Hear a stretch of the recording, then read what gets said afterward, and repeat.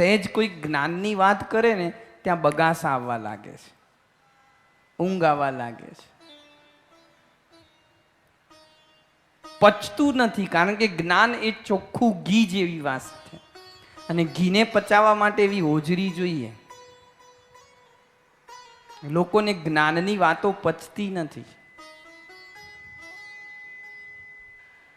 બસ બાપજી ટૂચકા સંભળાવો, બસ બાપજી ભજન કરાવો, બસ બાપજી વાર્તાઓ સંભળાવો. જ્ઞાન પચતું નથી.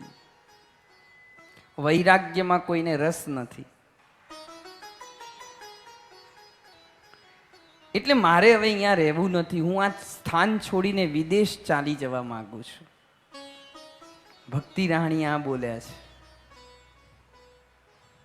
અને આ સાંભળી, આ વાંચીને એવું લાગે કે ખરેખર કલયુગમાં ભક્તિ વિદેશ જતી રહી છે. તમે જુઓ અત્યારે વિદેશની પાર્લામેન્ટની અંદર ભગવાન શિવજીની રુદ્રાષ્ટધ્યાયીના નમસ્તેના મંત્રો ભણાય છે ત્યાં પાર્લામેન્ટમાં.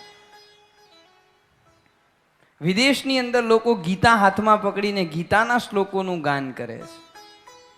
એક ઓસ્ટ્રેલિયન નાગરિક હોય કે એક યુરોપિયન હોય, એક જર્મન હોય, ગીતા બોલે છે, ગીતાના શ્લોકોનું ગાન કરે છે, ગીતા વાંચે છે.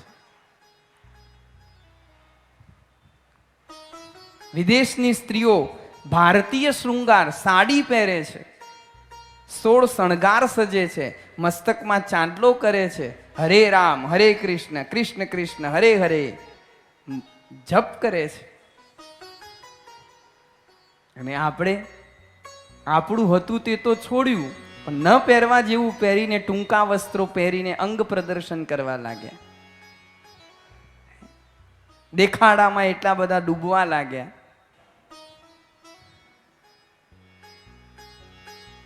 નથી લાગતું ભક્તિ જતી રહી હોય વિદેશ? આપણે આપણા છોકરાઓને જેક એન્ડ જીલ અને હેરી પોટરની વાતો સંભળાવીએ છીએ, જ્યારે વિદેશની અંદર કૃષ્ણની, અર્જુનની, મહાભારતની વાતો કરે છે. આપણે કલ્પતરુવાદને પોષીએ છીએ, એ પુરુષાર્થવાદને પોષે છે. નથી લાગતું ભક્તિ વિદેશ જતી રહી હોય?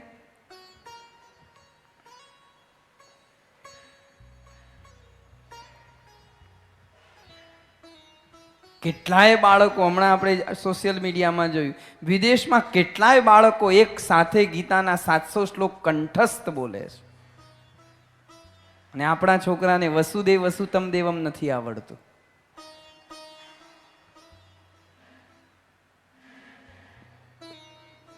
ક્યાંથી આવડે? મા બાપને આવડતું હોય તો છોકરાને આવડે, કુવામાં હોય તો અવાડામાં આવે ને.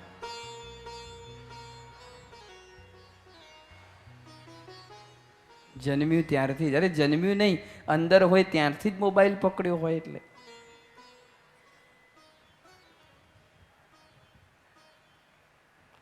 વિદેશમ ગમ્ય તે મયા, મહારાજ હું વિદેશ ચાલી જવા માંગુ છું. નારદજીએ કહ્યું, ભક્તિ તમે દુઃખી ના થાઓ. આંખ બંધ કરીને જોયું ભક્તિનું દુઃખ, કયું કલયુગના પ્રભાવથી તમારી આ હાલત થઈ છે. તો કયું પરીક્ષિતજીએ શા માટે કલયુગને જીવતો રાખ્યો? કયું પરીક્ષિતજીએ વિચાર કર્યો, હું સારગ્રહી રાજા છું. અન્ય યુગોની અંદર ભગવત પ્રાપ્તિ કઠિન છે, જ્યારે કલયુગની અંદર નામ માત્રથી ભગવાનની પ્રાપ્તિ થાય છે. કલયુગ કેટલો સારો છે ખબર છે? નામથી તો ભગવાન મળે છે, પણ કલયુગનો એ બીજો ફાયદો તમને કહું, ભાગવતમાં લખેલો છે. કલયુગની અંદર ભલે તમે પુણ્ય ન કરો, પણ ખાલી તમે પુણ્ય કરવાનું સ્મરણ કરો ને તો પણ એનું ફળ મળી જાય. બોલો, ખાલી સ્મરણ કરો, ચિંતન કરો કે જો ભગવાનની મારા ઉપર કૃપા થશે તો હું પણ ગંગાના તટે આવો એક સરસ મજાનો યજ્ઞ કરીશ.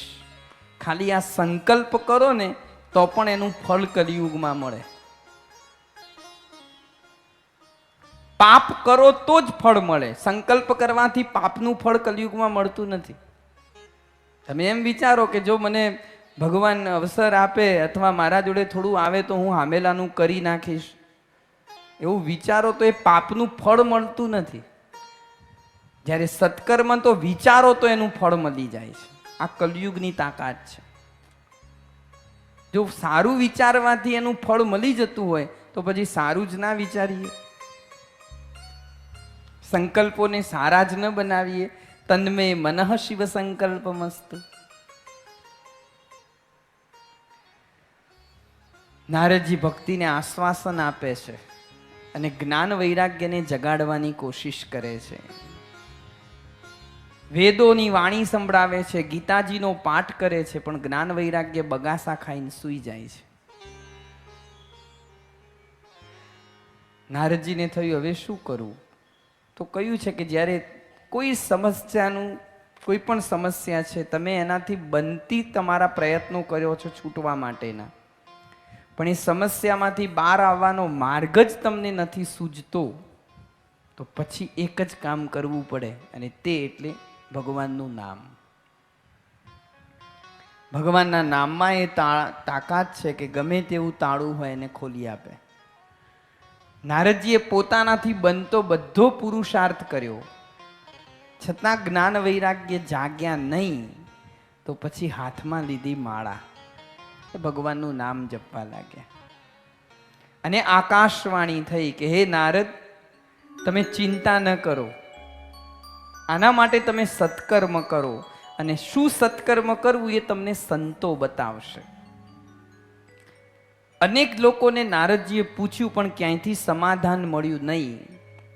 થાક્યા, વિચાર્યું કે હવે બદ્રિકાશ્રમ જઈને ભગવાનનું તપ કરું, ભગવાન પ્રસન્ન થાય તો ભગવાનને જ પૂછું કે આમાંથી કેમ છૂટાય.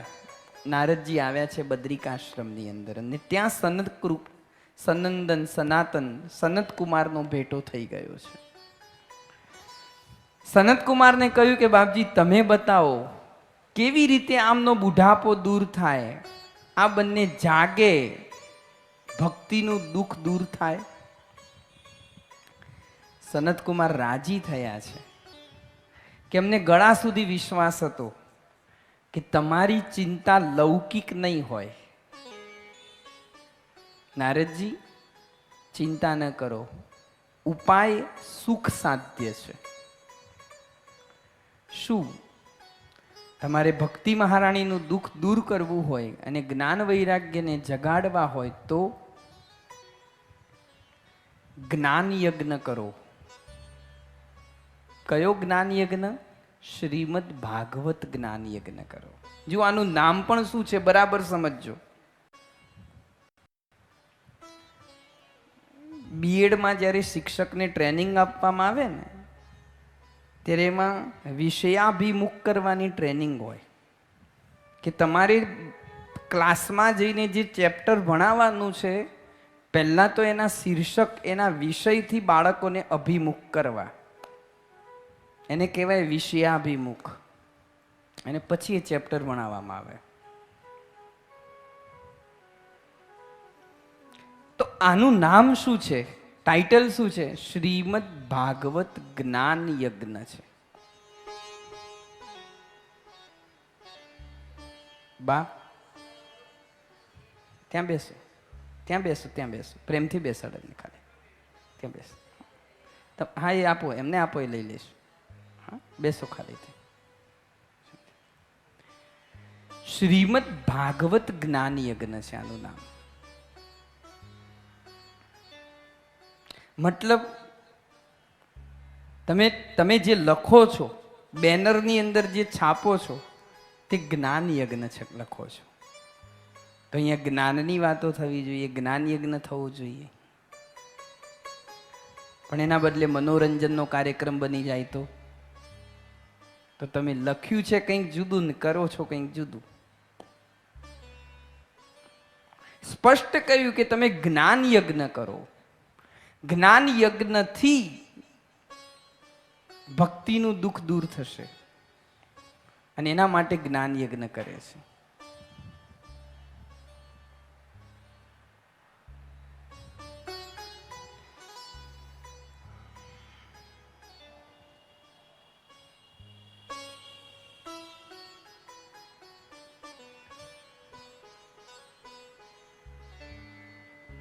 નારદજીએ કહ્યું કે ભાગવતની અંદર વેદોની જ વાતો કહેવામાં આવેલી છે, એના સિવાય તો બીજું કંઈ ભાગવતમાં વર્ણન કર્યું નથી.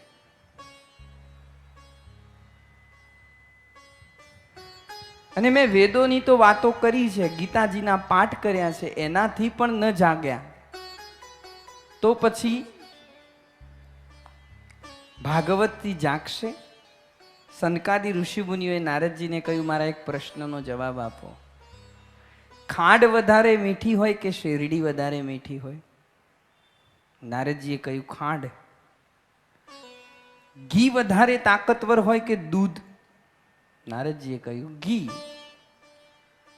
કેરી વધારે મીઠી હોય કે આંબાની છાલ? કહ્યું કેરી. તો બસ આ જ જવાબ છે. શેરડીનો સાર ખાંડ છે, દૂધનો સાર ઘી છે, આંબાનો સાર કેરી છે, એમ વેદોનો સાર એ શું છે? શ્રીમદ ભાગવત છે. તુરંત નારદજી સમજી ગયા છે અને આવ્યા છે ગંગાના કિનારે. બદ્રિકાશ્રમથી ચાલતા ચાલતા ગંગાના કિનારે આવ્યા છે, મેદાની પ્રદેશમાં, અને ભાગવતનું આયોજન થયું છે. સનત કુમારો વ્યાસપીઠ ઉપર બેઠા છે, નારદજી મુખ્ય યજમાન છે અને જ્ઞાન યજ્ઞનો પ્રારંભ થાય છે. જ્યાં સનત કુમારો મહિમા વર્ણવવા લાગ્યા, સદા સેવ્યા શ્રીમદ ભાગવતી કથા યસ્યાહ શ્રવણ માત્રેણ હરિશ્ચિત્તમ સમાશ્રયેત. અરે આ ભાગવતની કથા સદા સેવવા જેવી છે, આને વેડપશો નહીં. કેમ? કારણ કે આનું શ્રવણ કરવા માત્રથી તમારા ચિત્તમાં ભગવાન આવીને બેસી જાય છે. હરિશ્ચિત્તમ સમાશ્રયેત. જ્યાં મહિમા વર્ણવતા હતા ત્યાં જોયું તો અચાનક જ સભાની મધ્યમાંથી જ ભક્તિજી પ્રગટ થઈ ગયા. પોતાના જ્ઞાન અને વૈરાગ્ય બંને દીકરાઓને લઈ, દીકરાઓ બંને હતા, એમની વૃદ્ધાવસ્થા જતી રહીને કિશોર વયના દેખાય છે. માં સુંદર યુવતી અને દીકરાઓ કિશોર. હવે જોડું સરસ લાગે છે. ક્યાં સૂતા હતા? યમુનાના કિનારે. અને કથા ક્યાં ચાલુ થઈ? ગંગાના કિનારે. ત્યાં જાગ્યા.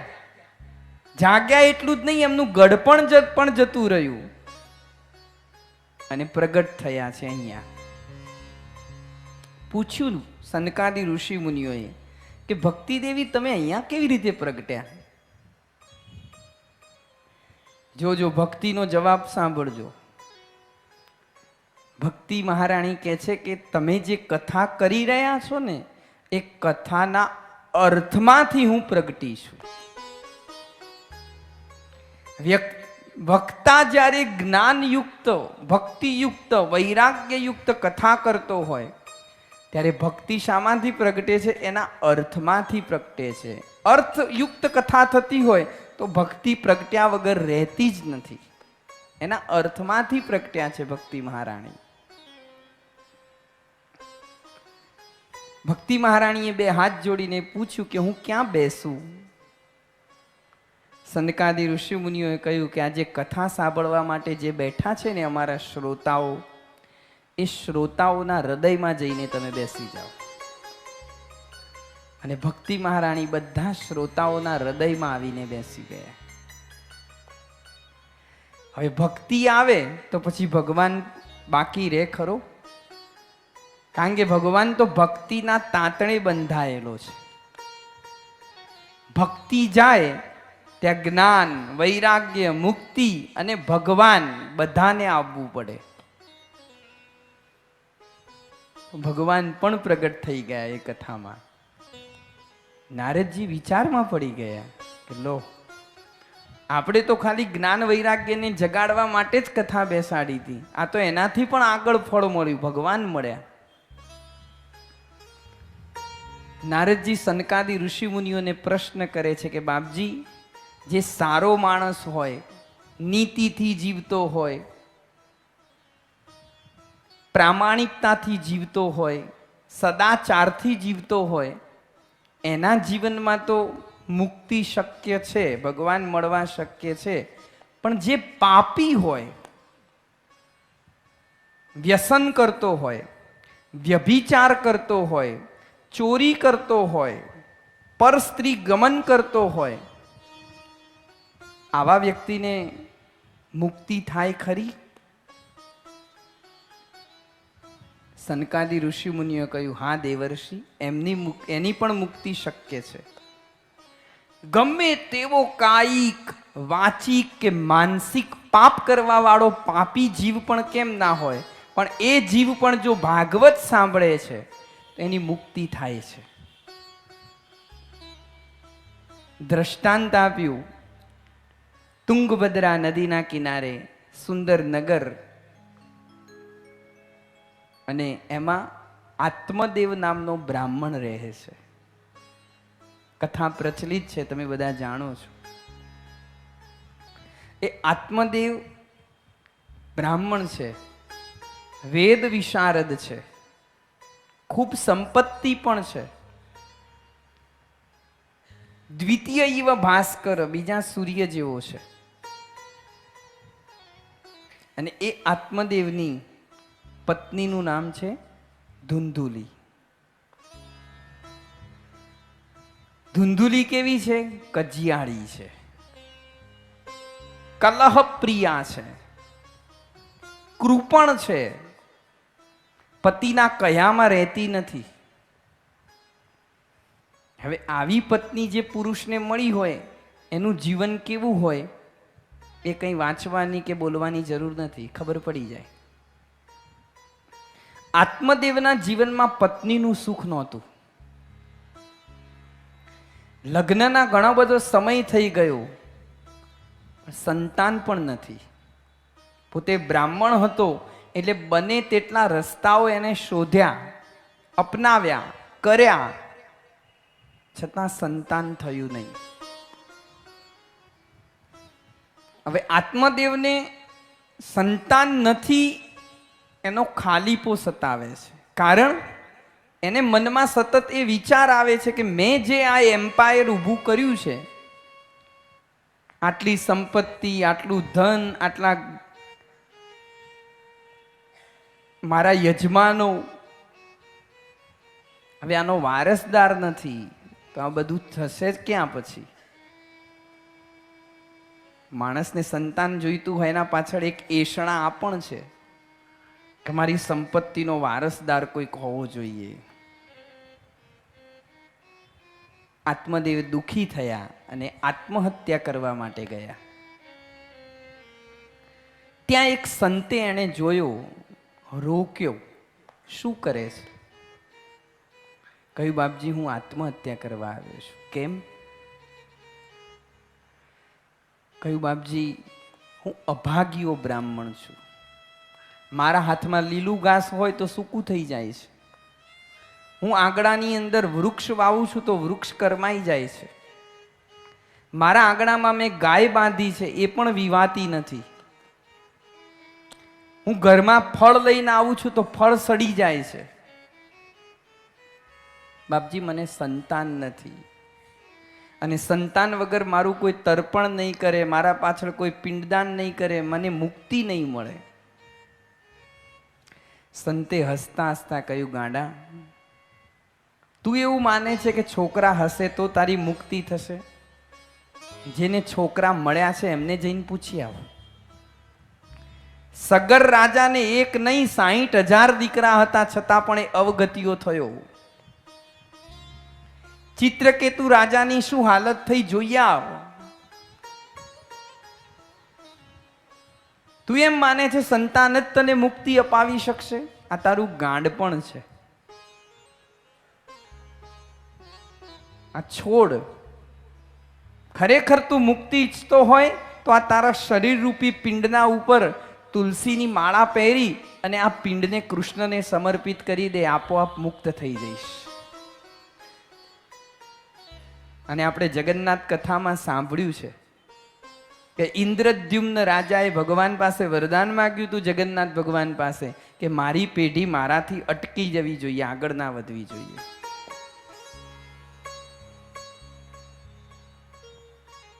અને એની પત્નીએ વરદાન માંગ્યું કે તમે મારા પુત્રના રૂપમાં. તો આજે પણ એ ઇન્દ્રદ્યુમ્ન રાજા અને ગુંડીચા રાણીનું શ્રાદ્ધ ભગવાન જગન્નાથ પોતે કરે છે. ભગવાન શ્રાદ્ધ કરે છે.